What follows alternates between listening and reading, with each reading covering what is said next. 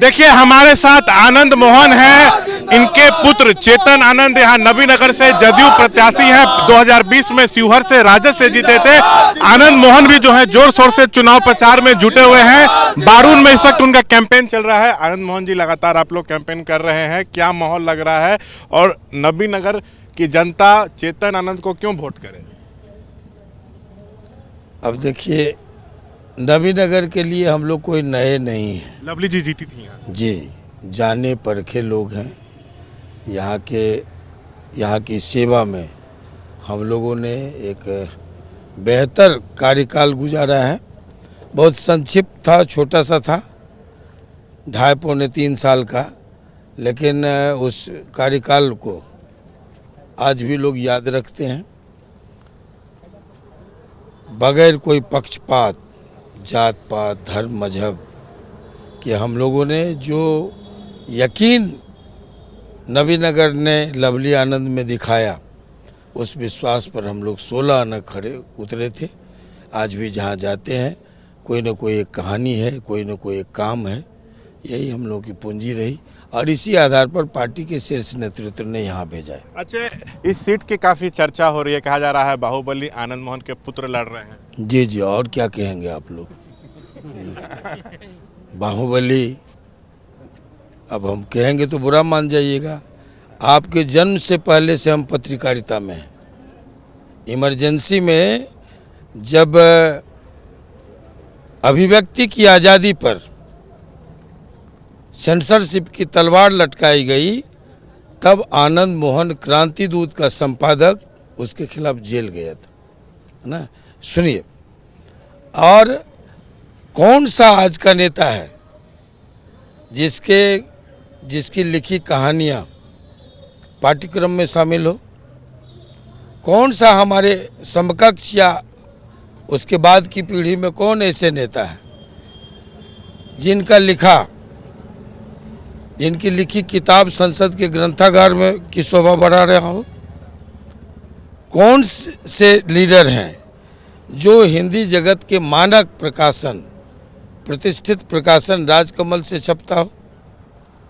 बावजूद इसके हम बाहुबली हैं। नहीं सर, ऐसा तो विरोधी कह रहे हैं। मेरा ये सवाल है कि सर देखिए, इस सीट पर आरजेडी ने न कहीं अगड़ा बनाम पिछड़ा अति पिछड़ा की लड़ाई बनाने की कोशिश की है। यहाँ से आरजेडी ने अपने सीटिंग विधायक का टिकट काटा, आमोद जी को प्रत्याशी बनाया।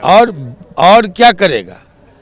आरजेडी ने सिर्फ सिटिंग विधायक का अगड़े का टिकट नहीं काटा है, यहीं के एक और लोकल विधायक बारून के थे, भीम यादव, वो अगड़ा नहीं थे, पिछड़ा थे, कई बार एमएलए रहे, उनका भी टिकट काटा। और ये 2-2 सीटिंग का टिकट काटना ही ये साबित करता है कि आरजेडी हताशा में है। आप यहाँ आरजेडी को सर चुनौती मानते हैं या नहीं? क्योंकि लालू जी ने इस सीट पर एक्सपेरिमेंट किया। कहीं चुनौती हो तो खोज के लाइए। अच्छा, ये क्या प्राथमिकताएं रहने वाली है अगर चेतन आनंद जीतते हैं तो क्या प्राथमिकताएं रहने वाली है?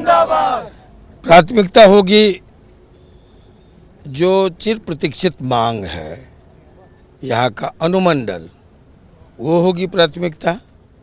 और दूसरी बात कि 2-2 एनटीपीसी के रहते किसानों की ज़मीनें गई, किसानों की ज़मीनें आज उसके डस्ट से बंजर हो रही है। औसत आयु नबीनगर बारून का 5 साल घट गया है। सारा नुकसान नबीनगर की जनता झेल रही है, फ़ायदा कोई और ले जा रहा है।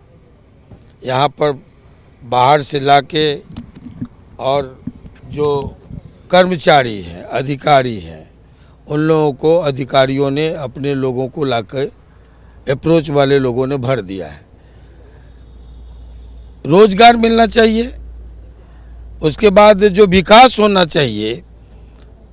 जब लाभ एनटीपीसी को यहाँ से हो रहा है तो इसके शेष राशि जो है वो जा रहे हैं दूसरे प्रदेशों में, दूसरे इलाकों में। चेतन आनंद की प्राथमिकता होगी कि दोनों एनटीपीसी को वाध्य करे नबीनगर के चतुर्दिक और सर्वांगीण विकास के लिए, और अनुमंडल यहाँ मुख्य हम लोग की प्राथमिकता है। एनडीए का मुकाबला महागठबंधन से है। तेजस्वी यादव को औपचारिक रूप से पर है, वाकई पर दे दिया है फ्रेंडली मैच कर रहा है ये लोग। 12 सीटों पे हो रहा है। 12 सीटों पर नहीं, ये मैसेज है कि वह कवर दे चुका अच्छा, मेरा है। सवाल- ये लोग आपस में लड़ रहे हैं, एनडीए से नहीं लड़ रहे। अच्छा, आपको तो बड़ा लंबा अनुभव है। एक तरफ तेजस्वी को महागठबंधन ने औपचारिक रूप से सीएम चेहरा घोषित किया है। आप तेजस्वी पूछ रहे हैं कि आखिर नीतीश जी को मुख्यमंत्री चेहरा क्यों नहीं घोषित कर रही है? वाला ही नहीं है, जो होने वाला ही नहीं है। नीतीश कुमार जी मुख्यमंत्री हैं और किसी को घोषित किया गया है ना। अब घोषित मुख्यमंत्री कहते हैं हम 20,000 दे देंगे महिलाओं को जो 10,000 ही मिल रहा है। घोषित मुख्यमंत्री कहते हैं हम 2500 सामाजिक सुरक्षा पेंशन देंगे। घोषित मुख्यमंत्री कहते हैं 200 यूनिट हम बिजली फ्री करेंगे। मैथिली में कहावत है कि परसै छी गप लिह लप। एनडीए वापस आ रही है, भारी बहुमत साहब लप बिल्कुल शानदार वापसी एक है। आखिरी सवाल, आपका एक बयान आया था कि भूरा बाल तय करेगा सिंहासन पे कौन बैठेगा। ये सब कहाँ से ढूंढ के लाते हैं। चलिए देखिए, ये है हमारे साथ बातचीत करते हुए आनंद मोहन। बता दें, नबीनगर विधानसभा सीट पर जो है वो प्रचार में वो व्यस्त हैं। यहाँ से उनके बेटे चेतन आनंद जो हैं वो जदयू प्रत्याशी हैं। 2020 में वह शिवहर से आरजेडी से जीते थे, लेकिन जब नीतीश पिछली बार जो है 2024 में महागठबंधन से एनडीए में आए तो चेतन भी जो है फ्लोर टेस्ट के दौरान जो है वो एनडीए में आ गए थे। तो इस बार उनको जदयू ने प्रत्याशी बनाया है। मुकाबला है आरजेडी के आमोद चंद्रवंशी से। तो आनंद मोहन कह रहे हैं कि बड़ी जीत जो है यहाँ पर चेतन की होने जा रही है। हम आरजेडी को चुनौती नहीं मानते। कैमरा पर्सन निरंजन के साथ मैं शशांक कुमार, एबीपी न्यूज़, नबीनगर।